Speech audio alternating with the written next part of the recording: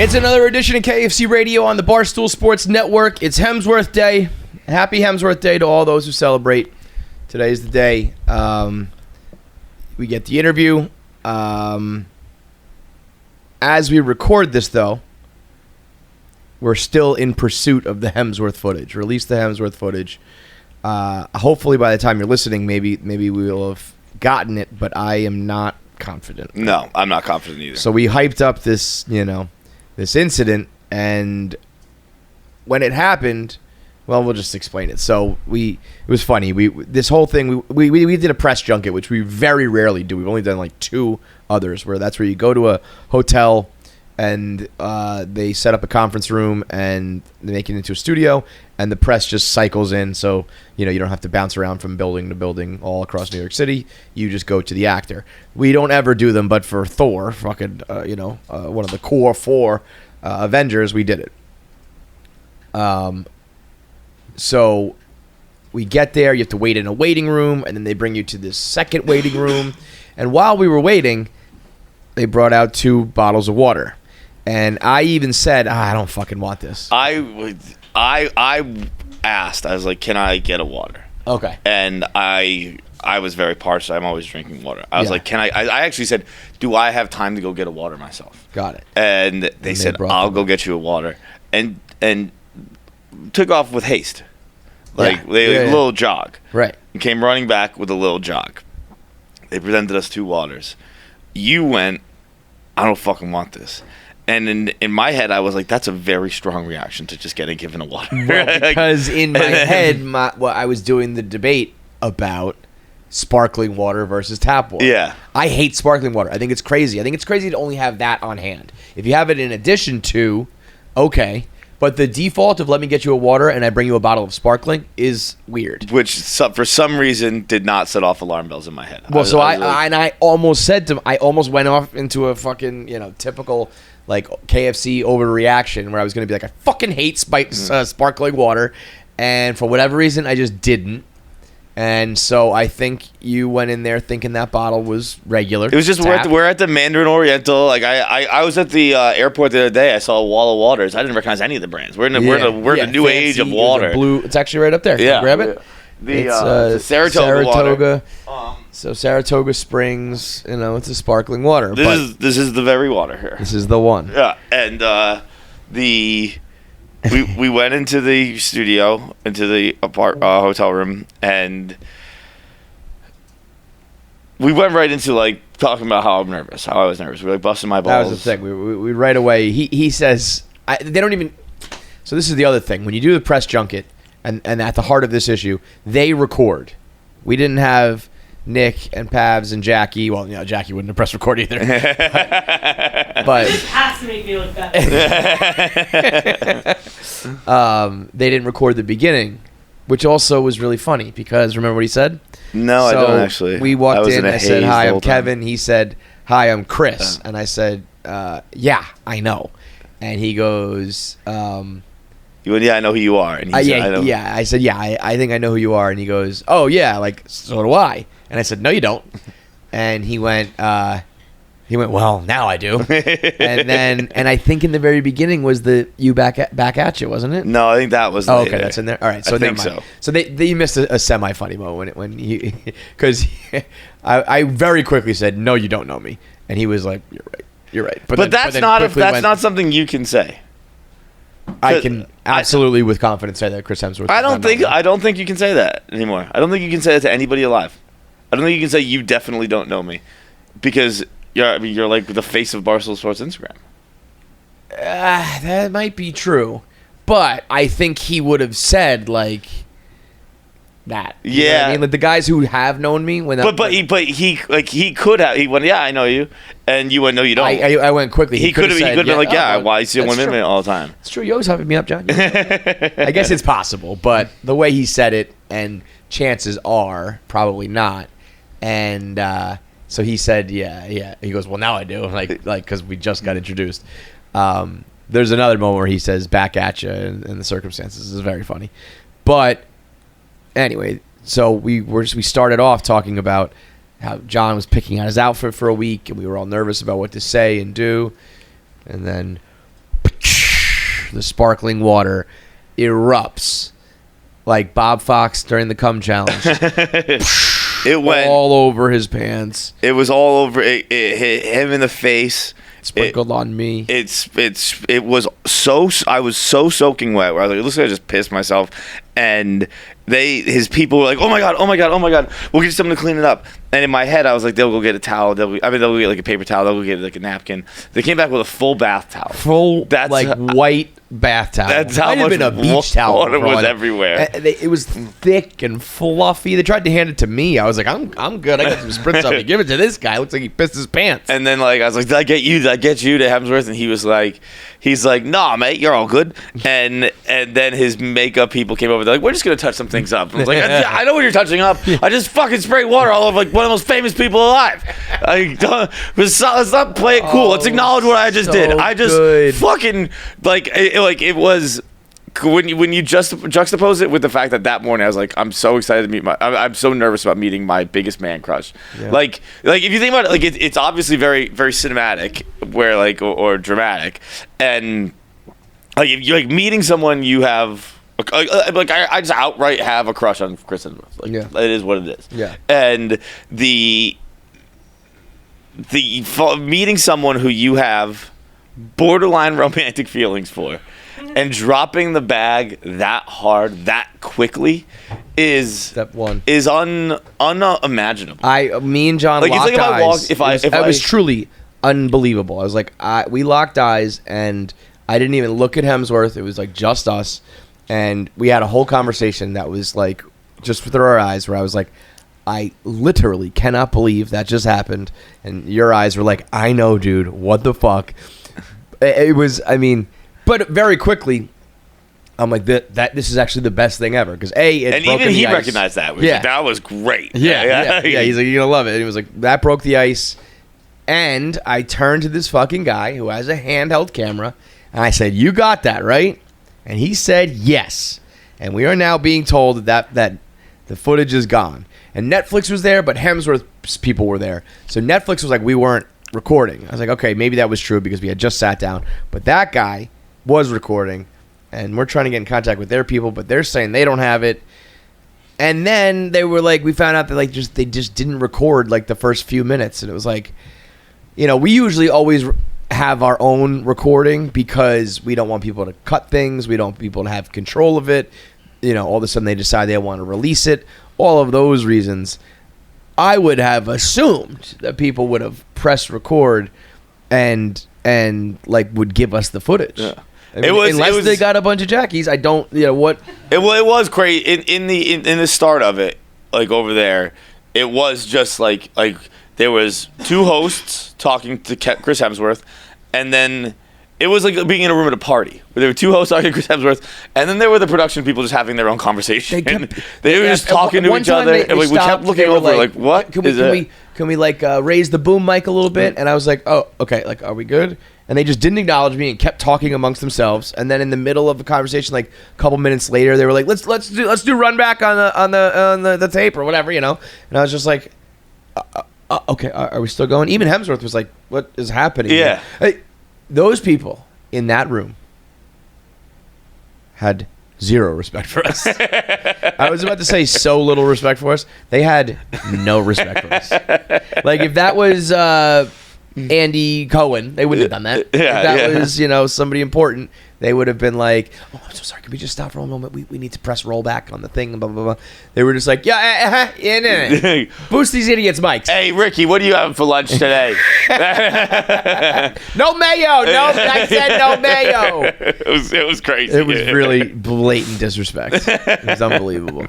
Hemsworth could not have been a more amazing guy. He was unbelievable. I said I went to meet my crush. I said I dropped the bag hard. If you were to switch that from a celebrity man to a girl I was meeting on my first date, if I was, you would have been like, oh, I bombed. If I went and I was like, hi, nice to meet you. We were talking online on Tinder. Nice to meet you. I'm John. And I sat down and I fucking shit my pants.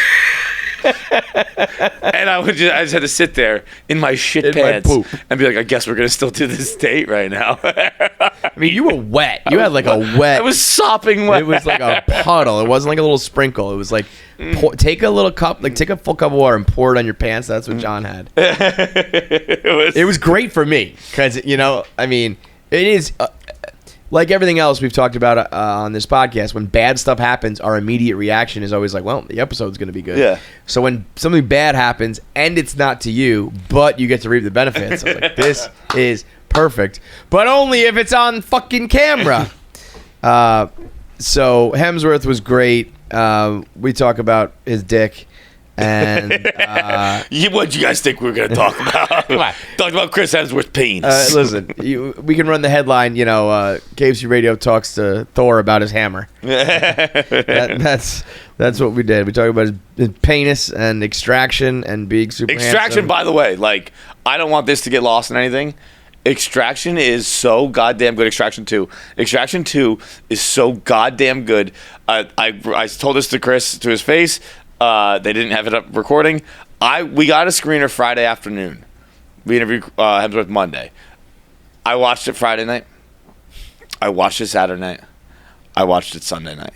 It is fucking unreal. I mean, John, if you John like is my the type go-to of guy. movies, Yeah. like this is I really, really liked Extraction 1. I probably saw it twice. Yeah. I'm going to watch Extraction 2 by weekend's end. I might doing the Fast and Furious stream. That's on Friday. That's tomorrow if you're listening to this. I might take a break during the Fast and Furious stream. watch Extraction Just 2. watch Extraction 2 again. You were very into it. It's so good. Is there a word for your movies? I mean, they're action movies, obviously. I know, but but some people call them B movies. Some people say like it's so bad it's good. But they're not. They're not that. Yeah. In fact, I was talking to Vibbs about it today. He also likes Fast and Furious, and I said Too Fast, Too Furious specifically borders so bad it's good. The rest of them are just good movies. They're good action movies. Yeah, right. It's like it's a good action. Right. It's not like a different standard for good is because obviously it's silly and over the top because what you're trying to do is blow shit up and be tough and cool as opposed to dramatic and tears and all that other shit in movies. But like, I like movies that get my adrenaline running. Attraction what did you call them? Adrenaline bro, movies. I actually forgot. Yeah, that's great. It's an adrenaline movie. Yeah. Dude, there's a 21-minute one shot in it. Yeah, when he was calling him that a wanna, actually is a wanna? Yeah, I was like, what does it mean? Oh, and I finally got it like the fourth time. Iguana. I didn't know what it meant. And You know what was Sam's really like, great? we doing another wanna, eh? When you had a why don't they just make the plane out of the black box moment? You're like, why don't you just do the whole movie in one shot? I cackled at that one. I was like, that's so dumb. It's brilliant. Just do The whole thing in one shot. Your movie will be done in a day. You can make 7 movies a week. Theoretically, you can make a movie. You said in semi-earnest, like theoretically you can make a movie in a day. I said, you can knock it out in 2 hours. He was like, yeah, I guess so. Dude, it's not. It's for real semi-earnest because like I get that. I'm glad we're having this conversation. Like I understand that there's a lot more choreography and rehearsal that goes into a oneer. But theoretically, once that rehearsal's done, you knock the movie out in 2 hours. It is. Yeah. I think you got to remember all your lines in one shot. You got to, film it all in one shot. But I'm surprised there hasn't been somebody out there. I know 1917 did it, but like that was probably. I mean, I don't know. Was it truly just? No, that one was not a one shot. Okay. Yeah. It was. It felt that way, but it was. That was shot in a way that is. It's not a one shot, but it is shot to feel that way. So like, because you couldn't have in the fields and like all that shit. But truly, it would have to be like a Patty's Pub, like in a bar. Did Sam Hargrave direct that too? No. Like you'd have to be a specific type of movie. Yeah. But so Always Sunny has a great one in Charlie work. Yeah. When you remember the one where they got they're running the scam, the chicken for airline miles scam, yes, like Charlie's going back and forth. Oh yeah, and he's slamming the chair. Yes, yeah, that's all one shot. They also do that. The episode of A Day with Frank is not all one shot, but it's through Frank's eyes, which I think is a little bit quirky, but. They do that like once or twice a season. They're like, they do a little. We can do something funky. Thing. Yeah, it's very cool. Turo is the world's largest car sharing marketplace. The summer is here. You're going to be doing your road trips. You're going to be driving down to the beach. You're going to be taking time off. You need to get around town. get out of the city, and the best way to get yourself a car is through Turo. With Turo, you can book any car you want for just about any occasion. They have a full community of local hosts across the U.S., the U.K., Canada, and Australia. Shout out to our man Hemsworth. He can rent a car down under.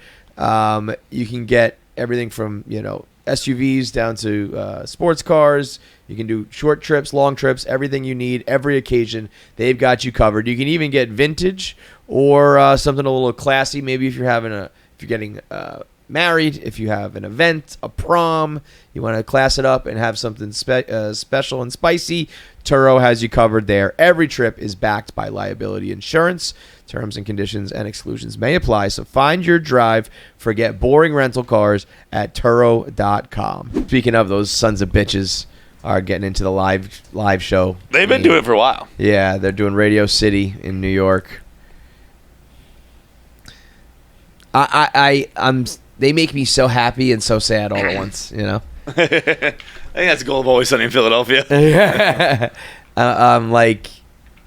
I feel this proudness for them that I'm so happy you guys succeeded. It's like they've been successful. They've been incredibly successful, but there has been a tipping point with Sunny. I said this on Twitter, I think.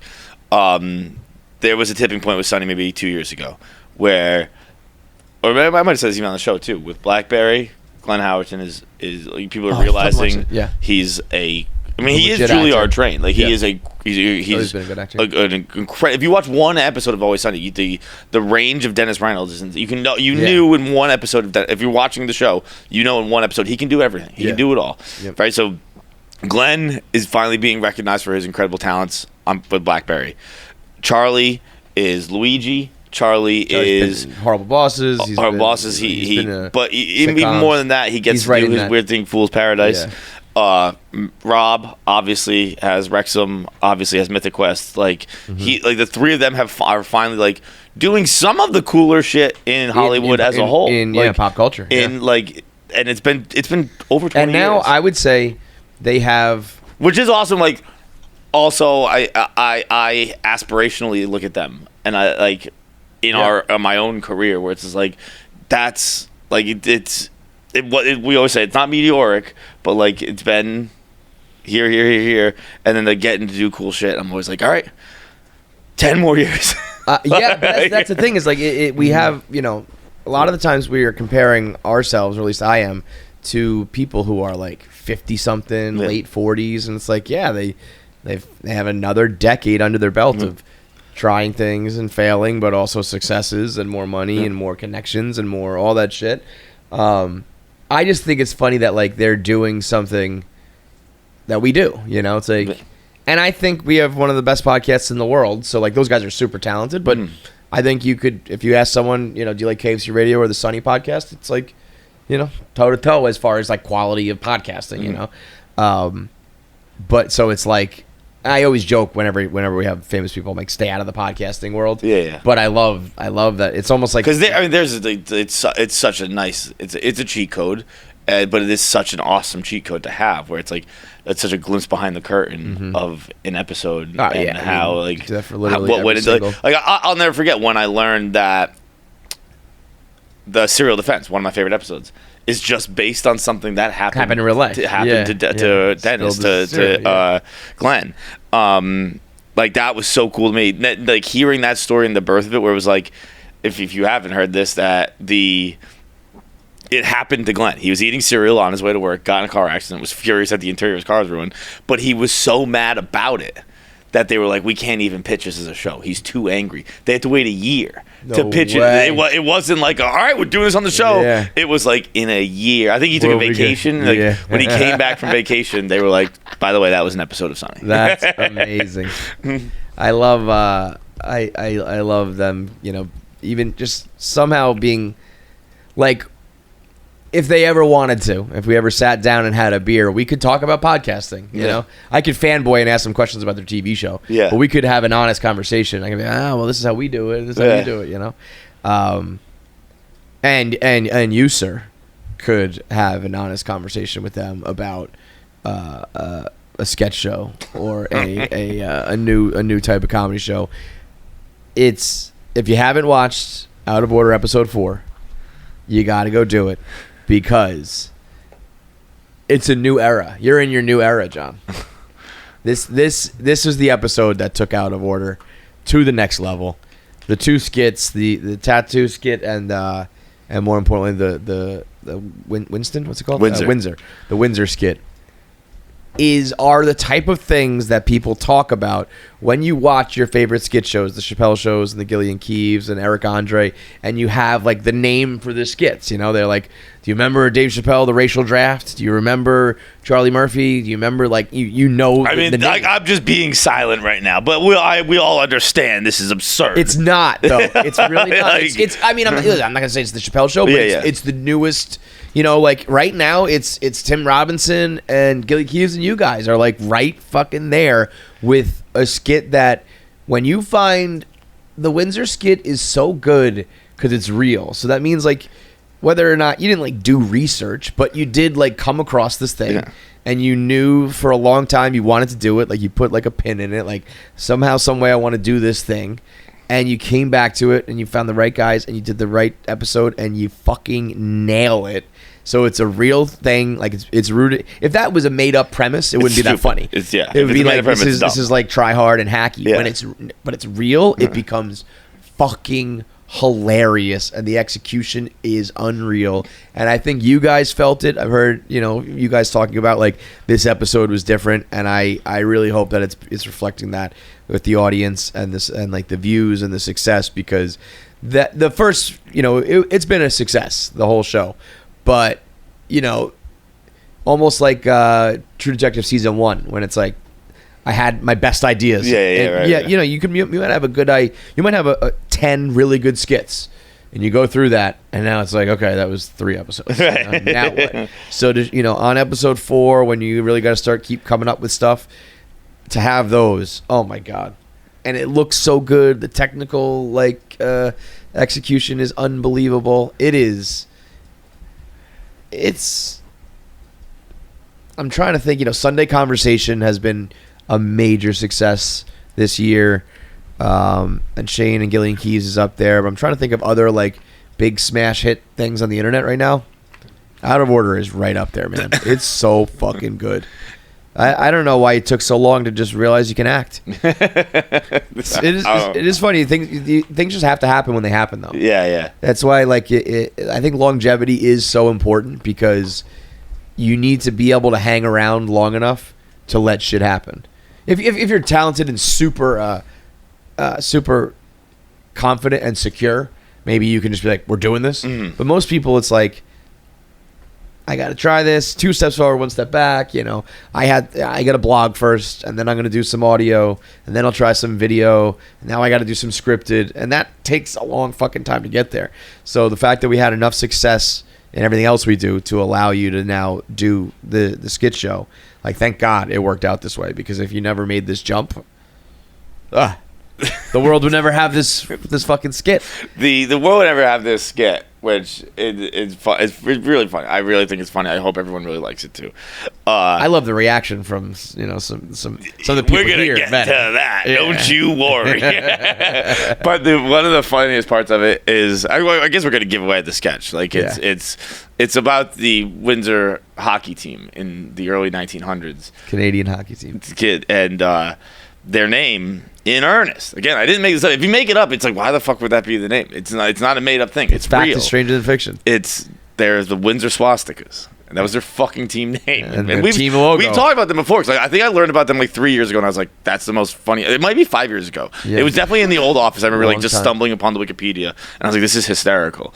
And it's never left my brain since then. I love those things. It's always been you hear that a lot. Well, inhale. We wrote that script 10 years ago. Yeah. Why didn't you do it? I don't know. I was doing other shit. Whatever. Yeah. I was thinking about the swastikas for 5 years. It's right here, my frontal lobe. It's inhale, exhale. There was a hockey team in Canada called the Windsor Swastikas. I was like, that's been my life for 5 years. And in order to... You need to do one of those pie charts, the things you're thinking of. Yeah. It's like eating, sleeping, Fast and the Furious, Windsor Swastikas. That's the whole pie. And in order to do the sketch, obviously, we had to hang swastikas around this fucking office and laying out blankets and making it actually ended up working perfectly because if you look at the team picture and if you Google the team, if you look at their the team photos, they're not well done uniforms. It wasn't Fanatics making the uniforms back then. Well, it was like 1898. There's 1906, 1921, I believe. 1916, okay. And like, and it is like they're like it's like some are thin, some are wide. So it ended up being like we couldn't get professional swastikas done. It's not. That would have been very fun. You went to like a local printer or whatever. You're like, so we need a shirt with some logos. Yeah. What's the logo? Just here it is. Just tell me what it is. Just here it is. We pick it to like on an angle, so it's like I don't notice it when it's like this. It looks like a square this way. Bro, I walked in Monday morning. First thing I see and hear, Pavs is ripping electrical tape, putting it down, and I knew you guys were doing some sort of skit, but it wasn't like top of mind, so I was just like, what the fuck is going on here? We had people blocking the door so you couldn't walk in while we had swastika shit hanging all over that room. It's a job. Like, it was one of those things where, like, again, it is. I don't know what the response to the sketch will be. I do not think there will be any issue with it whatsoever. If you're upset by this, you're a fucking pussy. It is very. Again, it is real. It's a real team. They existed, and it's not like the people in the show in the sketch are excited about it. They're very upset. It's a very real reaction. I'm sure a lot of them are like, "Wait, what?" How the fuck can he use our logo? Like the So like their team? Swastika is the term for like the shape, right? I suppose. I guess. Why so, would yeah. that be like? That'd be like naming your team like the Squares. triangles, yeah. or whatever, right? Like, what the fuck? Except nowadays, now you're like, that's a violent image they have over there. It makes more sense now. Yeah, right. We're we'll bring hell upon you. We'll kill you. Fuck, I was gonna say, but when it like in the sketch, I really don't. I thought about it from all the angles. I thought I watched it from the angles, thinking of how can you see this. I really don't think it comes off as that.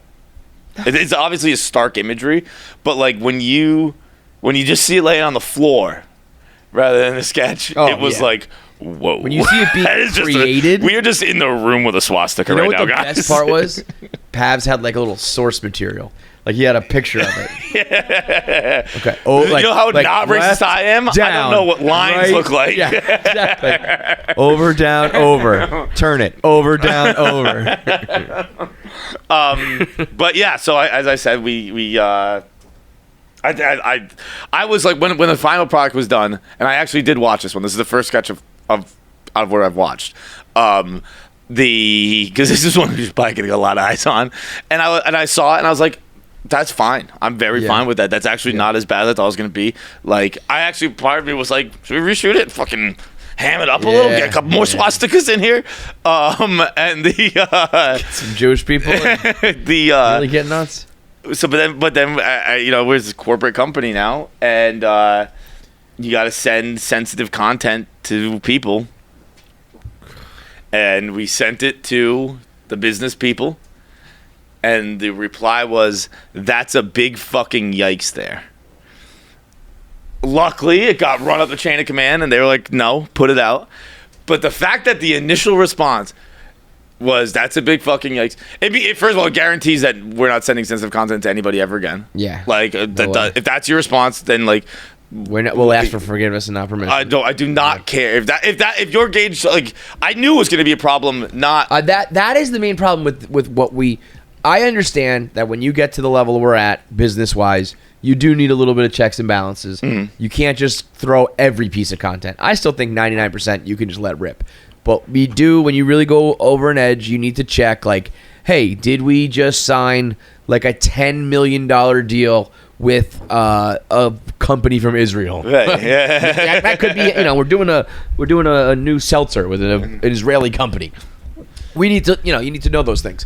But the problem is when we contact lawyers about like rights issues, sales, about safety issues, all that shit. Those people's jobs are to keep the company from getting in trouble or getting sued. Their job is to keep their job. And they're Their job is to keep their job, and they keep that by making sure nothing risky happens. So they're just going to go, no. Yeah.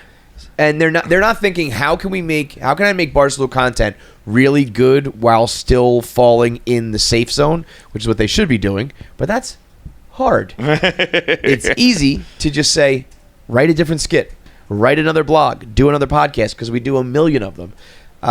So it's better to just do it and ask for forgiveness than permission. And I do think down the road this will be a much larger issue where totally, if we're trying to do what we're trying to do here, and I like the only time that skit is literally harmless. Yeah, because it's real. There's no harm in it, because there was definitely a hockey team that got fucked over in this situation. You didn't do anything. My only concern with the sketch was that people didn't realize it's real. Yeah, because it's funnier if it's real. I wasn't worried about offending. I just wanted I didn't want to go over the top and be give away the whole sketch right away. But the only thing this is real. Yeah, this team is real. It is really dumb. If I just made up a team called the Windsor Swastikas. Yes, it's a dumb bad joke. Right, it's real. Yes, and then it becomes fucking hilarious. So in the beginning, there's all those disclaimers. This is based on a true story. We reimagined it. But even that, when you're watching such a dumb show, you're like, that could be fake part too, of the joke, right? Yeah. You know? So it's you really need to. And then that. But honestly, I think I'm gonna be you in a swastika uniform for Halloween. That fucking Photoshop is so funny. The photo, that's the best part of being everyone's doppelganger. That people probably won't even know that's a Photoshop. They're that guy looks just like Feits. Absolutely. We could put that out there, and people, when they go research it now, they're like, and did you know also that the fucking right winger looked like... But that is... Maybe that'll be a discussion for a Monday episode one day, but maybe we'll get one of these fucking if that's on. If that right there is and who knows, this is coming out, we're recording this before the episode came out. Canceled right now. Maybe there's a huge uproar, maybe things have gone really wrong, but so funny. So funny. Maybe this is the last episode of KFC Radio ever. But as you listen, we're in jail. But I will be genuinely shocked if that's the response. Well, I also won't know it, so suck my dick, don't bother sending me a tweet. But the specific response was very funny, because we sent a rough draft you guys sent over to Blattman, who is the head of production, and two things. One, we didn't specify that it was real. Yeah. That's a real story. So he's probably just watching a skit going, these guys just decided to come up with this. That's weird. Two, he's Jewish. And he wrote back, that's a big fucking yikes. And I think that in and of itself could be a skit. that guy just opening up going, the fuck is this? That's like when they did it with speaking of Sonny, when they did it with Frank, they wrote a whole show just to prank him. Yes. He's like, I didn't think they would do a whole sketch just as a joke to me that they weren't going to put out. Yes. That is, to me, my favorite subplot. It's a big fucking yikes. I want that to be on a T-shirt, the name of the production company or something. Big fucking yikes, Inc. That is so good. But man, yeah, that's one to put on the fridge, dude. That was really, really funny. I hope so. I hope everyone likes it. You're so good at the funniest part of those skits are the subtleties. When you were like, he's doing all that stuff, huh? Because that's real acting. Because it's you don't think to talk that way, but that's how you would talk in that situation. It's kind of some copyright or something, right? You can do that. I would just never think to deliver the line that way. So is that one take for you? No, we did that one. We did two separate ways. That one we did one where I was more animated. But within each one, it's one filming. You know? Yeah. Let's do it quiet. Let's do it loud. Yes. But it's not like a stop go. Yeah, that was That's crazy. That was a one-off. People get. Yeah, that's what I don't think people get though. That is impressive. That's hard. I think we've done. It's like Karate Kid. You've been doing shit all along that you might not realize is getting you into that like ability to do that. Even just stupid stuff, reading an ad read, doing like simple Instagram takes, doing podcasts, doing videos, Snapchat show. It just like boom, go. Okay, we got it. Like I think everyone else is like, well, we got to do. Let's do this take. Let's do that take. I think between the talent on camera and then producers who are behind the camera, it's like, yeah, you could do it again and get it with this inflection or that inflection, but it's like, that was good. I can do what I need to do with the edit. You got it. Like you got your point across. Next. And you save about 100 hours a day. Yeah. You know, with all these shoots. It actually, they are. The shoots themselves are actually really quick. Yeah. That's, you know, when we do other stuff with other like professional companies, it's like, takes hours and hours. Oh and my hours, god! You know? Yeah, compared to some shit like that, like when you to get a 30-second commercial. Right, when that was for a fucking commercial. It takes a day. Like, you guys do an entire skit show in the fraction of the time. Yeah, that was probably. You know what's crazy? You're not the edit, but the filming is probably real time. It basically you probably do like 15 minutes of filming, and it's 15 minutes of show. It's pretty close to it. It's crazy. And obviously, there's writing that goes into it and thinking and this and that. But like, the filming is exceptionally like running clock. That's why I was like, I always tell Hemsworth, I was like, listen, I'm in the biz now. So. I had a discussion with we were in here talking business yesterday, and I was like, you know, we're in show business. This is Hollywood. We're in New York. It's not literally Hollywood, and it's not movies and TV yet the way it is now. But what we're doing is like, it's show business, man. And there is, you know, like I said, the Sunny guys, like they were up there, they were over here, and they're coming towards our lane for a reason, you know. And so as more and more people do that kind of stuff, and then, you know, when you do have some sort of crossover, or you do something together with a group of guys like that, they might be like, holy shit, like, you could do that in like one take, or this, you know, you guys don't edit anything, or like you do this 3 times a week. Like, holy shit. It's like, yeah. Bro, speaking of all that, and I don't even like bringing attention to this. I genuinely don't. I don't. I'd like to not go long on it. That Baby Gronk video is disgusting. I didn't see which. Oh, the guy. What are we talking about? With his dad. Okay, I don't think I've actually seen the video in question. Oh my god, dude! I haven't finished it. It's very uncomfortable. This is not the rizzed up one. No, right? no, okay. no. I'll pull it up. It is. It's like I don't want to make, like, don't clip this. I don't want to make any content out of this. This is fucking. See, are you him? Is the real question. Yes. See, I'm gonna punch you, man. Ask that again, bro. Say, man, what kind of question is that? You see my Instagram? Say that, ready? Right. Hey, baby Gronk, are you him? What kind of question is that? Look at my Instagram. Would you take her to prom someday? Hey, no, say it again, bro. You gotta say, man. I already DM'd her and asked her, and she said yes. Ugh, you can see the kid. Yeah. Like, Yeah. Would you take Livy Dunn to prom, you think? I already DM'd her and she said yes. Damn. What kind of tuxedo you getting? OG James Bond style or what? No, hey, say it again, bro. oh my god. Yeah. These guys doing the show must be like, I'm gonna get a Gucci one. What are you gonna do, you know, to stay sharp and keep your skills up if you're actually not gonna go like middle school and high school? Just work out. No, I'm gonna get massages. I'm gonna get full body massages by some baddies. whoa! Go. Okay. You want to ask it again, bro? Yeah. All right, go. I saw that you're foregoing middle school and high school football. How are you gonna keep preparing yourself to play college football in this whole process? I'm gonna get body massages by baddies. Anything you want to say before we dip out, baby Gronk? I'm the number 1 4th grade football player in the world. Place in NC.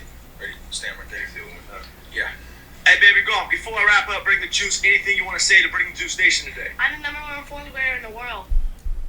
There you Dude, It's like that is sad. it's really sad. That is sad. That Like, kid, it's one when, thing behind. when he was going, like, he's taking his hat off and he's like, Okay, I'll say it. Like it's like a kid, it's like a kid being like, "Fuck." I hate this. There are those times where we like you say on the internet like stuff, and you're like, I don't know, maybe behind the scenes like it's just a loving dad and a loving kid having a blast and like they're having a good time. Like the kid does not want to be there. The kid does not want to be saying those things. I bet you that kid hates football. Yeah, I bet you that kid wants to like ride his bike and fucking play video games, and like if he does play football, he wants to just like be normal. And not like. Because there is a world where like behind the camera's off. They're like, he's like, all right, dad, let's go play. Like they're like that's how they play, and like it's whatever, they're having fun. Like that kid does not want to be there. How did that get out? I don't know. Francis is the one who tweeted. Yeah, I saw that. I saw it from his account. He blogged it. I don't know where he got Bring that. the Juice guys must have just said, "Fuck it, we're putting this out." They're not. Because he's always wearing a Bring the Juice hat. I thought that's their podcast. I think that's their show. Okay, that's different then. I don't know. I could be wrong. That must be somebody in their camp who hates this and wants to quit or all the way out. Here. And then once this became a thing, Will talked about it. They were probably like, slide that in there. I mean, that guy has. I didn't know. I didn't know it was like that. I thought that was just like you're an annoying dad, not like a. And ultimately, like you're exploiting. I didn't know it was true exploiting. Yeah. Because anytime you post your kids, you're doing it a little bit for your 100%. for your Instagram, for your whatever. They don't get anything out of that. I mean, I guess in this case, like if he's happy doing that, he is. But that is true blue. Holy shit, that is bad. Yeah. Ugh. And I'm sure, and you know what the thing is too. Like that's one of those things. Like that's the bad that got so good, that got so famous, that it got exposed. But that happens with there's thousands of dads doing that. There's thousands of parents doing that. Like on smaller scales, be on the beauty pageant circuit, and like there's like that one got so popular that it got exposed. But that's happening so often. Yeah. It's fucking awful. And that kid is like that good, or like I have no idea. It's like who the fuck knows how good a I used to get so many DMs. Like you check out this highlight, and it's like put it on Barstool, and it was like a small kid like with a big hit. Yeah. Okay, I don't know. Is that crazy? Like, that is. You know what the worst part is? If that kid is talented, you've made his path so much harder. Yeah. Because like every team he plays for, every team he plays against, he's gonna be like, I want to fuck baby Gronk's shit up. Yeah. So stupid. Put a target on your fucking 5-year-old, 10-year-old, whatever age you are in 5th grade. I hope that they've made their money off of this somehow, and I hope it is like locked in a trust for him. And it was all worth it. I hope it's enough to make it all worth it, because you've lost your childhood and your dad's an asshole. And now, it sucks, because now also the kid is probably like hates his dad, but doesn't like love the internet hating him. So he's probably like, I still love my dad. Shut the fuck up. You gotta defend my dad, but I kind of hate my dad. Breaks my heart. That is crazy. Speaking of who's the biggest asshole. Let's do it. The Nuggets have won the title. The Knights have won the cup. We got it's the dog days of summer, baby. It's time to bet baseball. You got to get baseball's got to take you through to September, to the football season, and the best way to do that is by throwing out that money for bets on the Barstool Sports book. We've got all sorts of prop bets, all sorts of parlays. Got it right here, baby. Easy to access, easy to scroll. I don't understand why they want us to show the app. It's an app. Yeah, you know what it looks like. Just fucking look at the app. Download the Barstool Sports make sure book. you show that it's an app. Here, it's an app. It's an also, I'm realizing you have the thing on your phone. So you can't see it. Yeah, and then you can see my fucking screen. I do know. Shout out to Henneasy. Happy birthday to Handsome Hank. He has a bet going. It's usually 3 different pitchers to each record a strikeout in the first inning. I know that in Chicago they had a bet for like the Braves, the Astros, and the Dodgers to all hit at least 1 home run per game. On top of all your regular sports bets and baseball bets, you can do all sorts of cool stuff with that. Anything, any sport, any event, they've got you covered with the best lines, the best payouts, the best bonuses, the best promo codes, and all that. So download and sign up. Download the Barstool Sportsbook today. Sign up and start betting. Terms apply. Must be 21 or older. Gambling problem? Call 1-800-GAMBLER.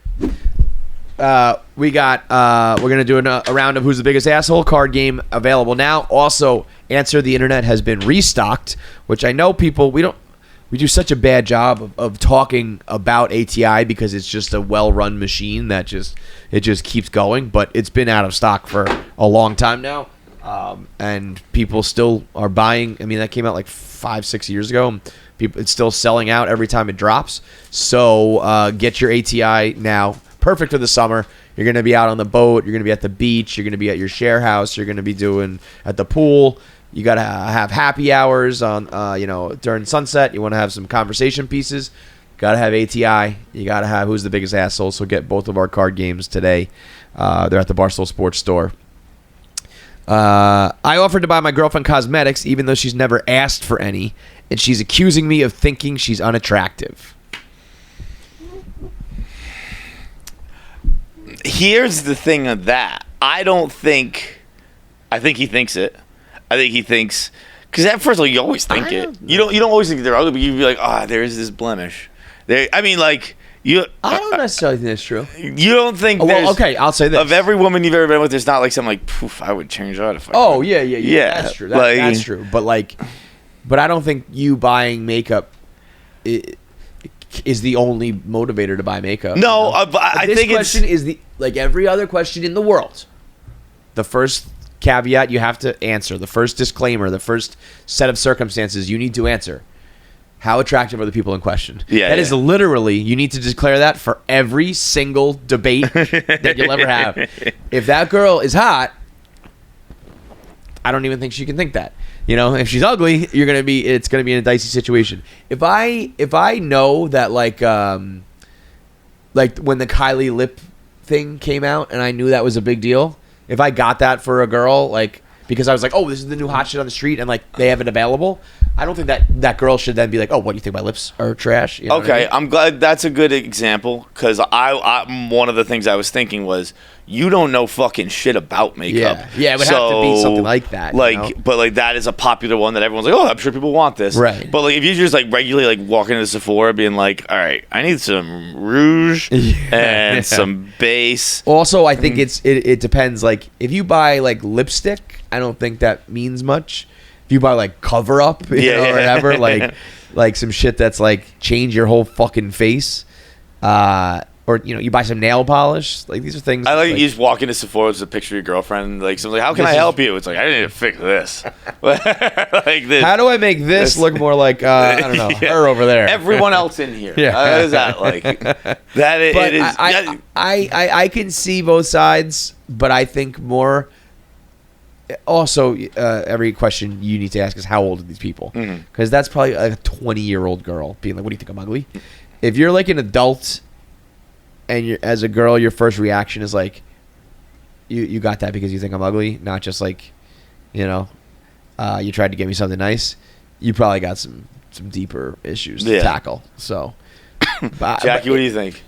Well, this actually happened. My dad got my mom skincare, anti-wrinkle stuff, and my mom was like, what the fuck? So that's a little different. That's what I mean. That's a good example of what the thing is. If I have acne problems and you get me acne shit, it's oh, so you really want me to get rid of these pimples? Yeah, if I'm getting what the older problem is if you get wrinkles, me the right thing. Yeah, if you get me the accurate. So then what I would say you need to so do, you noticed all this too? So this whole time you've seen this? You got to get a bunch of shit and put the Trojan horse. Yes. Yeah. Oh, look, I got you makeup and fingernail polish, nail polish and mascara and the acne medicine. Yeah. And the anti-wrinkler. And here's a gift certificate for liposuction. Dude, there was one Christmas that probably 5-7 years ago that my mom wanted for Christmas. Like my dad does. He just gets what do you want? I don't know. I'll get you your gifts. I'm not. I'm kind of the same way. I don't really have a great knack for gift giving. Yeah. I don't really. I actually try. I learned once. So you know why I'm bad at gift giving? Because I'll just get you what you want right now. Yeah. Right. I won't wait. I don't. It doesn't need to be an occasion. Yes. I think I saw advice. I'm bad at gift receiving because of that. Yeah. Because I'll just buy what I want for myself. And it's oh, I could have got you that. It's Christmas is 6 months away. Yeah. I wanted the sneakers. Remember something they said and get it for them. Well, they said they liked it. I just got it for them now. Right. What is right. And then the holiday will come around and like, you haven't said you want anything. Well, I don't know. I got like, here's a card for like, we'll go on vacation or something. Like, I don't know. But back in, June, you kept saying how much you wanted that necklace, so I fucking got it for you. Yeah, right. But there was a Christmas a few years ago where my mom genuinely wanted the vacuum, a vacuum and an exercise bike. Right. And my dad got it for her. But Get he was like, skinny and clean, he's bitch. like, this is what you want, fine. Yeah. But like, if anyone asks, Yeah. like, you wanted this. Yeah. I got you whatever. These are the two things you wanted: Yep. a fucking vacuum cleaner and a goddamn exercise bike. I want to clean and I want to work out. Okay, lady. Sounds good. All right, here's a classic one. A friend got a summer vacation rental house and asked us all to chip in when we come. I've never chipped in, but I do bring a 30-pack every time I go. This is a big one if you do the summers, if you rent summer houses, because there is always a couple hangers-on who show up, and then somebody says, something loud enough to be like, hey, almost everybody chipped in. And then that person thinks they're taking the hint, and they bring toilet paper, and they bring beer. And it's like, okay, that's cool. But, like, the rest of us paid, like, $1,500 to be here. So unless it's $1,500 worth of beer, get the fuck out.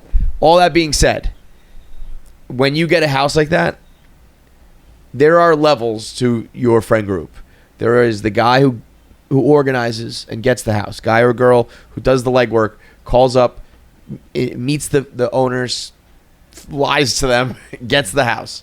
Then there are like the people he turns to who says you guys are in, and they pay for like a full share of the house. Then there's the next tier of like, I'm dating this girl, I got to travel a little bit, but I'm going to come for 2 weekends, so here's a half share. And then there are the friends who are fucking cheap, or they're just social misfits, or they thought they were not going to be able to, and then those plans got canceled, and they just show up and they party, and you just have to like accept that. Yeah. Like there's going to be 2 or 3 people who like fucking Trojan horse their way into the house and just have a free summer, and you just got to be like, it's like, I don't know, you have one friend who doesn't pay for his rounds at the bar, and you just, he's funny most of the time. He's a good guy. I was gonna say you have to take that comes like with being the friend who people don't care if you pay or not. There comes a great responsibility. You got to be a great dude, right? Like, you got to be fucking awesome, because I've said it before. We had our very first summer in Newport where we had a buddy who was the life of the party. He's the fucking man. As I look back on this now, like I do not regret it. And even in that moment, we'd kind of have like comments to each other here and there. But like there goes Cheap Steve or whatever. But like we didn't really care because we knew he's the man. He's a great hang. Yes. But like it's so funny where he was like, I'll pay for groceries all summer, and we're like, fine, that's great. And he went home. And he came back with just like a couple like the cold cuts and stuff. But they took him from his parents' house. Oh my god! So they were opened. Like there was an Elio. I know the one I vividly remember was like he brought back an Elio's that was like there was like one Elio's left. The pizza, tough. And then he had like a half drank gallon of milk, and he had like 3 fruit roll-ups. And we were like, what the? He did, because he didn't tell us he was going home. He just went, I'm going to grab some groceries, I'll be back. And he just went and raided his parents' house and came back. Bro. Stayed the whole summer. Again, no regrets, no nothing. It was awesome. The half-drank milk is absolutely so insane. Goddamn fucking funny. That is... Speaking of the milk, I posted it on my Instagram. I don't know what's going on right now with pants companies, but I saw one ad for a pair of like jeans, but not jeans, where the guy reaches in his pants and he fucking pulls out a gallon of milk to show, how stretchy they are. And I get what the point of it is, but that's not the most... That's not the best selling point. I like your pants. Oh, I can pull up a gallon of milk out of them. That's not, That's like Cutco knives. You ever have Cutcos? Yeah. What do they do? I remember cut through a penny or whatever. Yeah, when I was a kid, my cousin like sold Cutco knives, and he came to like our parents' house to like pitch them. And the same kind of deal where they're like, my parents are like, we're just gonna fucking buy it. Like, we don't have to do this whole rigmarole. Like, yeah. We'll just buy your fucking knives, dude. Yeah. Great knives, by the way. Yeah, they last like forever. But he had out a penny and he had out a shoe. Sonny did this as well. Yeah. But he had like he's like, then the handles do this. It's like, just shut the fuck. Just fucking. We know what this is. What do the knives cost? You don't. Those are pyramid scheme kind of things, right? It's like my nephew doesn't have a job. Will you just buy knives from him so that we can he can pay rent? Okay, it's the fucking Girl Scouts for adults. Yes. it's the Girl Scouts for failures. Yeah. Can my son come over? I was to say, you guys know who else sold Cutco knives? Jackie, you sold Cutco? Yeah, I told you guys this multiple times. I sold Cutco. I did the whole fucking thing. They're really good fucking knives. I'm vaguely remembering. I'm like, it's ringing a bell now. Yeah. I mean, that's like you go. It goes. It's one step below, or maybe above, depending on how you look at it. Pharmaceutical sales, where it's just like you're just like the hot girl to get into the fucking room with the dentist. Dude, did you have any feminine jobs? you were DoorDash delivery driver who sold Cutcos? It was all one summer. Did you make a lot of sales? I made there was the most money I've ever made. Like because it is like it's like if you were like I'm a shoe salesman. I'm selling Nike. It's like people want the Cutco ones. Yeah. It's not a hard sell if you need knives. I also I lost so much money like trying to buy the pineapple and like everything for all the like demonstrations. For the demonstrations and everything though. So like that's fucking hilarious. I had to do like the full demonstrations and everything. It was. What was the pineapple one? The pineapple one, because it has a flexible blade, right? And so, oh my god! And so when you cut through the pineapple, then you show it cutting through like a normal one, cutting through the pineapple, and it's so stiff, and that's where the most injuries happen is because it doesn't have the flexible blade that can cut through the pineapple and big fruits like melons and stuff. So you still remember the speech, the scripts? I was a fucking grade A. They kept giving me. I kept having to go to me. I mean, it was a pyramid scheme, so they were trying to get me to go whatever. But I was one of the top sellers, and so then they would have me go to all these like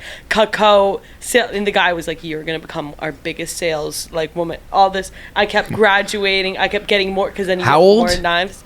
I was like probably like 17. Yeah, dude, that was Harvey Weinstein. No, I was. You're gonna be our star, sweetheart. That guy's telling a 17-year-old girl to give me your star knife sales person. I was like 20. Yeah, that guy was for sure trying to fuck you. That's weird. This we can cut this, but that's exactly what I was talking about for like the social clip. Well, like, unfortunately, this camera's not on. But Nick just turned it on. So. Jackie. Why did you not have it on? Why wasn't it on? This camera's broken. You have to switch the wire. Okay, I didn't know that. Well, that's what I was talking about. That's a good we'll time get it to next time. To the fact that you are now looking. Can I say it? You are now looking at the. Yeah, I know. Wait, actually, where is the camera? Oh, two. You're now looking at the new owner or manager of KFC Radio. First of all, I can't see you, so you're the new manager of KFC Radio. What does that mean? Well, technically, all this is going in now. The fact that what does that mean? The fact that we were just come on, Jackie. What does that mean that you're our new manager? I can't believe you took the time to announce this right after fucking up again. I'm just saying, I'm running this shit to the fucking ground. I own this shit. When you say that, do you mean that in a positive sense or negative? Not the right no. I'm just saying, like, now that I'm manager, the moon, not to the ground. I mean, but do we know me? Like, she's like, no, I'm using it correctly. I'm gonna fail. Yeah, but it is. I own this shit now. What is it? What does this mean? I don't know. What's your job? I don't know, but the org chart says that I run this shit now. And so I run this shit now. Did you decide this? All right. Well, let me fix the cameras. Let me start recording the podcast. Okay, again, this is what I mean.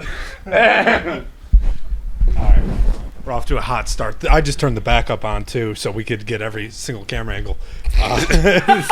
Jackie, what the fuck? Sorry. I can't manage KFC Radio and the cameras. My husband can't throw and catch the ball. So we did a whole production reorganization of our whole flowchart thing today, and Jackie officially left. Us or the whole company? It's going to be the whole company, but it's starting. The production launch theirs first. But Jackie is the lead of KFC Radio and everybody that comes through there. I am now above and will run all like Barstool comedy stuff and things like that. I still have a hand, but like she technically is in charge. This motherfucker right here. This motherfucker right. Honestly, I believe you used to always say, "Give it 3 more months and Jackie will be our boss." Yes. I think Jackie's literally our boss now. Jackie's the boss now. Look at me. Look at me. I'm the captain now. Get the fuck out of here. We're doing a gold star system. The fact that you announced it after not recording and After then we saying, let out- I'm going to run it into the ground, and I said, I don't think that phrase means what you think it means, and you said, yes, it does. I just happened to be sitting at my desk and I could hear her talking, and I went, the camera's not on. Like, yeah, There's no way the camera's on. Is my mic on right now? Yes, your mic's on right. Don't say that with like your voice like that. It's a valid question. I'm the manager. Don't treat me like an asshole. So I've been the one training her, I'll be planning having for her to be a performance manager. reviews with you. Did any microphone pick up your Cutco spiel? Yeah, well, my microphone was Your microphone's The on. mic- Okay, the mic was So on. we'll have that. Okay. But Yeah. yeah. We'll just put a still shot in the YouTube or something. Yeah, you looking ugly. Do one of her sleep? Yes, exactly. That's your punishment.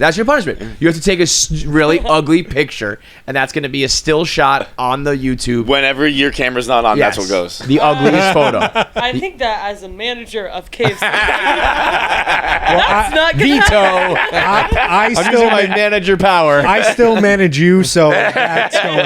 That's a proof. That is fucking unbelievable. The we manager both would let say out no. two like genuine like, Come on. and you're like, by the way, I'm the boss now.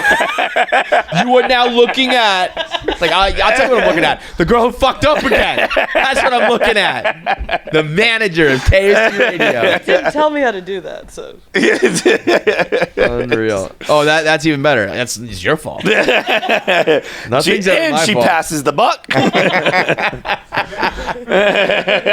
Yep, that's what you do. Oh, Shit, God. that is funny. Unreal.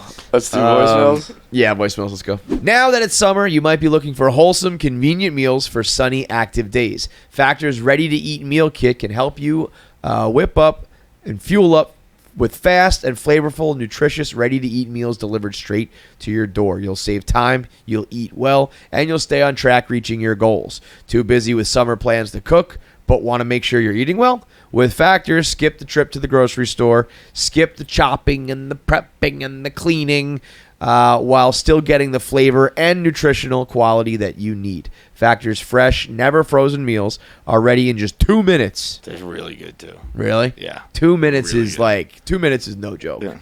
You know, a lot of these meal preps, it's like it's only 45 minutes. Like, well, wait a second, I could go to a restaurant for that amount of time.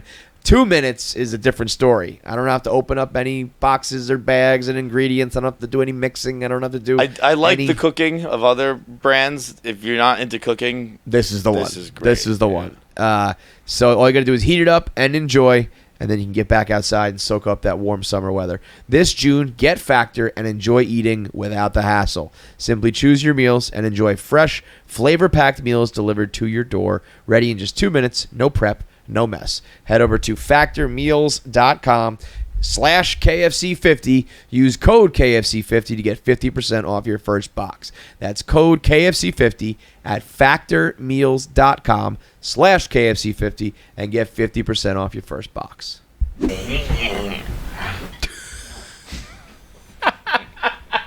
you get that noise, Jackie? Yeah, I did. That was, make a note of that. I want just a clip of that. Sit down. What's up, fellas? KFC, shout out Boston Live Show. Glad I'm not the only one to struggle with a clone of Willie. Short question. Big fan of Section 10. Huge fan of you guys. Last time Carabas was on, he was talking about shooting ropes at a door. Are we ever going to get a reunion? Need to know. The Rocket. I haven't talked to the Rocket in a little while. Rock and I exchange texts occasionally. It's basically just he just texts me headshots. Headshots? Yeah. Jared just texts me. Meaning like pictures of headshots, or like people getting hit in the head? Nope, like an hour long YouTube compilations of people getting shot in the head. Dude, if my phone didn't Just delete, boys being boys. if you know? my text didn't delete every month, I wonder if he texted me one this month. Like that's what girls have to realize when they're like, "Who are you texting?" It's like, I don't know, probably my old coworker, and we're probably watching somebody get beheaded. That's great. Yeah, you want? I'll show you. Any conversations I have with Jared are usually us barking like dogs. Yeah, I think that we'll be able to do some more. Listen, when you leave Barstool, it's usually like best of luck. If you go to a competitor, Dave doesn't usually take too kindly to that.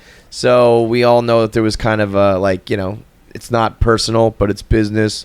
We work for one gambling book, you work for another. We can't exactly, promote that fact. And then, the double standard exists because Pat McAfee will come on one of his shows wearing a fucking shirt and they'll be in the background of a Mincy video and, all this stuff. So, I think there was a little bit of like personal. It's not personal, it's business, but there was some weird personal aspect to it. I think as time heals all wounds, though, as time goes on, I think it'll be more and more. And I think as we do more of our own branch of Barstool, we'll be able to do more. But as long as Jackie lets us. Jackie approves. Jackie approves the rocket. Maybe we'll have her. Maybe we'll have him on. Next up. Oh wait! By the way, speaking of live shows. July 13th. July 13th, White Eagle Hall, in Jersey City. Go get your tickets. We'll do our thing. Our show is fucking great these days, especially. Yeah, it's nice when it's great. We want to overpitch it. Come see us. It's very fun. Yeah, it's Good great. morning, Kevin, Feits, and the kids. Glenn? Just walking my dog this lovely morning. Is it? It sounds like I know since Jackie chalks up questions for herself for these video voicemails, I thought I'd do one for Kevin. My wife and I are thinking about having kids soon. Next. But there are obviously some things with having kids that you just don't want to do. So we've conjured up one lie that we're going to tell them at least this guy. when they're kids. Yes. And that's going to be that people die on roller coasters and amusement park rides all the time because my wife and I simply just do not like them. So that begs the question of, if you could get away with just one lie That's so good. that your kids had to believe until they're at least 18 years old, what lie would you tell them? All right. Bye. That's such a good one. Tell your kids that roller coasters kill people. Like all those people are gonna die right now. This guy DM'd me and asked me that question. I'm like, that's so good. Can you call in? Not on the same line not along the lines of like for my personal like benefit. Well, I guess this was more just for fun. I told my kids when they were like 2 that if you want to eat a marshmallow, you have to catch it first. And I throw them marshmallows until they catch one. And this was when they were like 2, they're like little babies. Half the time they didn't even want to eat the marshmallow. They were just like catching them and playing with them. Shay is now 7. And she'll be like, Dad, can I have some marshmallows? And I'm like, yeah, sure, baby. And she'll go in and get the bag and bring it over to me. and then she stands there. And it's just like from here to there. Sometimes she drops it. We do another one. She catches it. Yes. And she eats it. It's amazing. I love that. It's really That's fun. fucking great. Yeah, it's really fun. I just do stupid shit like that all the time. Like I'm the ultimate like dad joke where they'll be like, are we gonna like are we driving there? And I'm like, no, you gotta walk. You're walking. I'm gonna put Shay on the roof, and you have to walk. And they're like, "What? Why?" Every time, So I'm like, "No, you can't eat marshmallows unless you catch them." That's really fun. I like that a lot. I'm wondering when they're gonna stop. She's way too old to like think that you need to catch marshmallows first to eat them. Yeah, she's gonna be like a cookout or a fucking like a fire pit. That's what I get worried about. You guys just put it on your sticks. You gotta catch it first. Yeah. Your dad is gonna be so mad. That's what I get worried about. These quirky things. It's like, you don't throw your marshmallows first. But I think a good one. It's like you do this with dogs too. We're like, I'm just never gonna give them treats. I'm not gonna give them dog treats so that we're never gonna go down that road. It's like for my kids, it's like I just won't introduce like junk food to them. And it's like, yes. Yeah. I'm not going to give them a pacifier. No, I'm just not. I won't give my kid a pacifier, and then we'll never have to deal with it. Okay, The first time that they're screaming, crying for 6 straight hours, you're going to find something and you're going to plug that fucking hole up. I don't care if it's an actual pacifier or something acting as one. You're going to do it. So some of these things you plan on and you got to crack. But along with like the marshmallow, my sister told me when I was like, I don't know, 7 or something, that you have to eat, like with gum, you have to eat the wrapper too. So for like 2 weeks, I went like eating the wrapper until my parents were like, Allison, like that's fucked up. And then to this day, like the foil? Like a stick paper, of gum? Like a paper one. Paper, like okay, yeah. But I was eating like just with the paper on until like my parents were like, what, like, why are you doing that? And I was like, well, Allison said, I don't know. But then, I just did like first name, last name. But, Allison. But what was I gonna say? Oh, like, it was one of those things where for some reason, like, you know, when like at a young age things just stick with you, and so now I have to like fight the urge to eat a wrapper. Like every time I was thinking, because I eat paper all the time, dude. That's funny. We used to tell my cousin. I was actually too close in age, so my older cousins told my one cousin who was like a year younger than me, I'm shooting you with an invisible bullet, and you're gonna die in 2 days. And he would run to his dad like every time, like, they shot me. It's in me. You idiot. I don't think I've heard that one. Yeah. But I'm trying to think of what a good lie would be. Getting out of the roller coasters is good. See, because I don't have kids. I mean, Santa Claus is all one giant lie. Yeah. Be good or Santa's not. That's a great one. The fun, like the stuff that sucks, sounds fun. Yeah. To me, right? I don't. Like you want to ride a roller coaster with your kid? Like right now, I'd go on a roller coaster. Fair. But if I That's saw fair. it, I'd be like, I want to go on a fucking thing. I mean, like, but they're like, I don't like roller coasters. Yeah. So you got to tailor it to things you don't want to do. Like I'd be Hitler, dude. Like fucking, we burn books. Oh. Every night, like, your teacher gave you a book again? No way. I personally love bath time. I always loved it. Like they're old enough now that they kind of do it themselves. But like I like to hang out in the bath and like not in the bath, but like play games with them and all that shit. But if you wanted to, sometimes it's like, we got to get the fuck out, we got to go. So I think you could come up with a lie there. Like, there's not enough water. There's only, the water runs out and you won't be able to drink. We'll have no water to drink.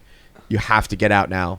That's probably an easy one. That's good. I could see that one. Yeah. Like, yeah. Any of like the chores. Like, I mean, like, I don't know. I would live like an adult. Yeah. I feel like I'd handle Here's a kids rule: the same fucking, way. wipe your own ass and feed yourself. How about that? The way Michael Scott did, where he's like, he had like the day the kids came to the office. Yeah. And he's like, kids are easy, man. Just let them do what they want. They're adults, for God's sakes.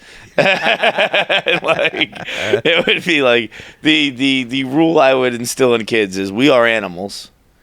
When animals are born, they're on their own. Yeah. Go do your shit. Yeah. Go, like, I'm not gonna bother you. Not that, I'm not saying that like in a non-loving way, but I'm like, whatever you want to do, fucking do it. I don't care. It's funny you say that, because I'm just not gonna join you. I think our parents were pretty hands off. Yeah. In comparison to like this generation. Very much so. My mom was actually just telling a story the other day where she like would get calls from other parents about us. Yeah. And like, I don't even know you were there or something. She'd be like, why are you calling me? Yeah. Like she'd get calls like, we like ride bikes in this neighborhood. Crazy. And like she'd be like, yeah, like Jim would call me, be like, John's here riding his bike without a helmet, and she'd be like, oh, I didn't know where he was, thank you, dude. Like, and they didn't even they thought they were snitching on me. Yeah. They were intending to snitch on me, and I was like, oh, I didn't even know where he was. Perfect. You're not in trouble. And she didn't even grasp. Oh, good. That He's there. Also, stop being such a pussy. He's not gonna wear a helmet. But What, is he gay? She didn't even. She thought he was calling to let him know where I understand am. He was a snitch. Like I didn't. Like, oh, cool, great, thanks. Like he's like, no, Polly, you idiot. I cannot imagine right now being like, and maybe you were like a little bit older, so maybe this will change. I'll let like Shay can just like go play in the neighborhood. Yeah. But if I just didn't know where my kids were right now, I can't even. It's just like not even fathomable. Like I was probably I would guess by I started getting left home alone when I was 4.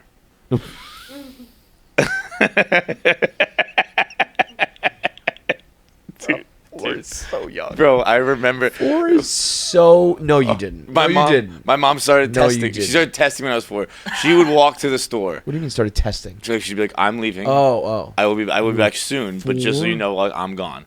And dude, I would say you came briefly to my parents' old house, but we had 2 sets of staircases there, and one had like the front door to the street, and then there was one like in the back of the house that was like to the bedrooms, and I remember like the first time. I don't know if it was the very first time. I remember the first time I remember, and she left and she went down to DB Mart down like it's probably a mile each way, so 2 miles she was walking, so 2-mile walk into a store. Let's say she was probably gone 40 minutes. Yeah. And I remember sitting on the stairs, looking at the door, and just waiting and just watching for the doorknob to turn. I was like, I just sat there the whole time, and I just waited for the doorknob to turn. And okay, baby Gronk, this is some fucking dark shit. It was. I was waiting for it to turn, but I wasn't waiting for my mom to come home. Oh, you thought like someone else? I was waiting for someone else to turn the doorknob. Oh my god! like I don't know if I was protecting the house, but I was just sitting there, waiting for someone to come in and take me. Holy! How long would she go for? Like I said, it was about a mile walk each way. That's and like 40 minutes. Yeah. Did you guys do that? No. Look of disgust. No. 4 is young, bro. That's crazy. Teach you to be on your own, though. I'm pretty sure it was 4 because I think she took my little sister. My sister was 2 because she would go with a stroller. God. And I would go. I would just wait. That is ridiculous. If I didn't know where my kids were for 40 minutes, I would. If I didn't know where my kids were for 4 minutes, I'd call the cops. Like if I just. Well, she knew I was home, dude. One time Shay was in a closet when she was like a baby, and I was in a panic. I was like, I lost the kid. I lost the baby, and that was just like 10 seconds, and I was like almost dead. 40 minutes where you don't know where your 4-year-old, or I guess not. You know where he is. You left him. That's a little different. Now Tim Dillon has a book coming out about it's just tales of his boomer parents and how they like just lived for them. And, like, you go do you. And I don't think my parents were like irresponsible, but they, you look back on it and it was just like, yeah, that was the way it was. And now it's like I drop you, I take you from door to door, I drop you off to another parent who watches you every time, and I pick you up, then we come home, we're in the same exact room, like the whole time until I put you to bed. At the middle of the night, you're scared, you come crawl into my bed, we wake up together, and we do it all over again. It is nuts. That and hitting, like even just you're being bad, let me just like whack you on the ass, I could never do that. Yeah. If I whacked Shay and she started crying, I would it would break me mentally. Yeah. I can't even imagine, let alone like actually like a belt and being really bad. I can't even believe that. But leaving alone at 4 is nuts. It's funny, like you're talking about like how parents, like boomer parents, in this age and that age, and like we're kind of getting to the level that we're like the older people here, and we were talking about this off camera a little bit the other day, where like we're dealing with that with people deciding whether they're going or staying, and I've had younger people be like what should I do? And I'm like, I don't give a fuck what you do. Dude, go do whatever the fuck you want to do. How about you go fuck yourself? You want to go live in Chicago? Go fucking live in Chicago. I don't fucking care what you do.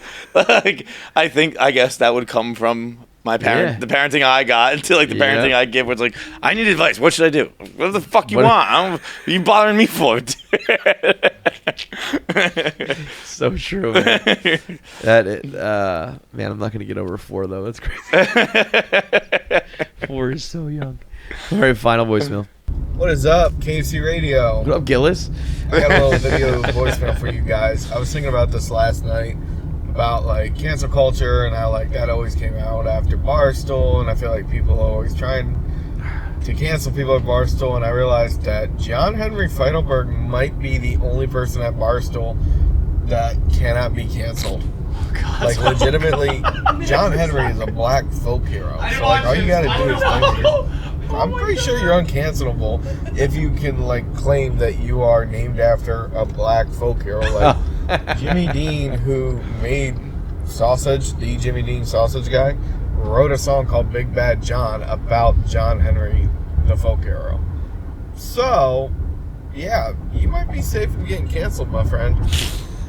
Just wanted to throw We'll that see. out there, my Maybe friend. I don't know if I understand the reasoning. No. But because I definitely wasn't named after John Henry. Like, it is they're named two super after, common but names. It's not named after. But it's a hell of a time to play his That voicemail is because so again, funny. things could be Did you know going that? awry as you No. listen. I have That feels like a bad omen. That feels like a bad omen. Babs' face is so cringe there.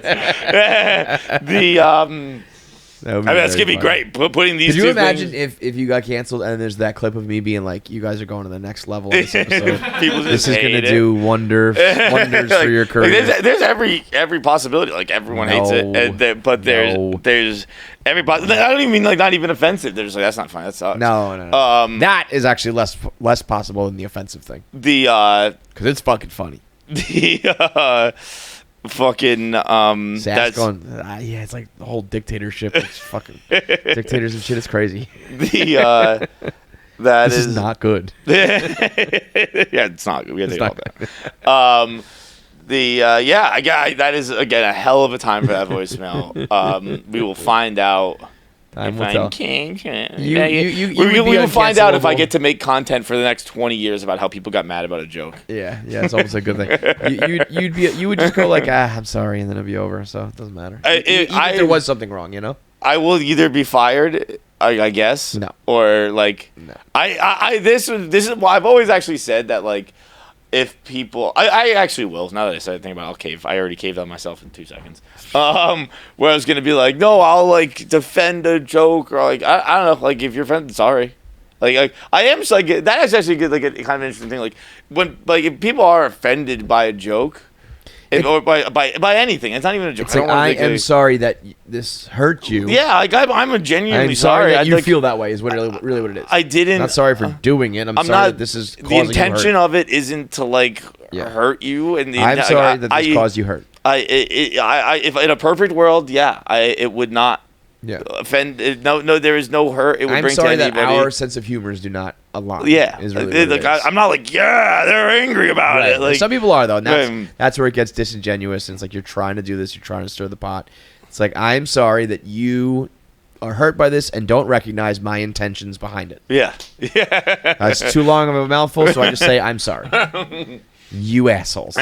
It is I realized that the other day, like it's something I've kind of I've learned slowly with like I hate content creation and all that shit, but like so much now is just based on creating content around something someone else said, and I'm just like people are saying sort of but not many people saying like, oh, people got mad when I said that. Like, who cares if they got like, do the next joke. Yes. Do your next joke. Have your next joke. Right? Like I don't really care what their response to it was. I want the comedian's joke. Or cater to me. Yeah. And Yes. I think it's a very.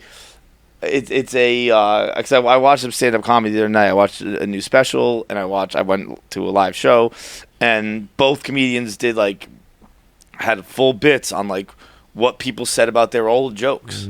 And it's like, I don't fucking care what they said, but do the new jokes. Yeah, I don't care about what what you, the world-class comedian, has to say, not what the dummies replying to you. Yeah, like, that using someone else to create content, I think is just like it's like it's a lazy, it's like a cheat code. It's like I don't know, who cares what the comment section say? Who cares? Like, just you're funny. I like you. Do your fucking thing. And I know it's everything's so fucking cyclical. Like now, that's what I'm doing.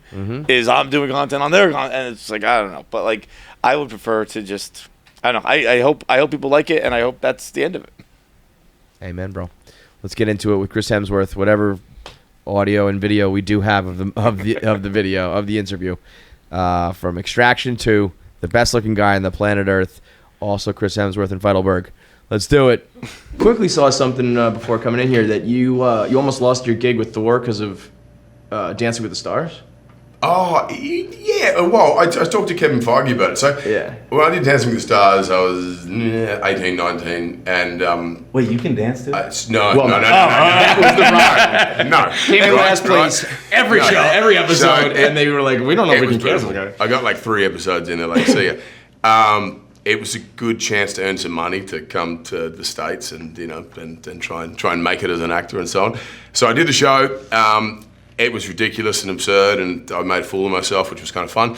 I got Thor, and then I asked Kevin Feige, this is a few years later, and he goes, it came up. He goes, had all made the decision, and then all of a sudden someone said, have you seen this? It was on YouTube. And he goes, and I went downstairs to all the women in the office, and I said, what do you think of this? And then they were like, no, it's cool, he can dance, All right. Thankfully they didn't watch very much of the video, because you would have noticed I couldn't dance. But he said he had a hesitation. So, could you imagine? All because of that show? I was like, no one will care. No, this will be great, I'll have you on my career. If you don't get Thor because you came in last place for 4 weeks on Dancing with the Stars. Oh, look, he might say no, it wasn't that true, but... All right, big thanks for watching. If you made it through this whole episode, that means you should be subscribed. There's so many of you out there who watch and don't subscribe, so make sure you are a KFC Radio subscriber. Make sure you get all the content when it drops. Click that button now. I have 9 fingers. I'm still subscribed. It's that easy.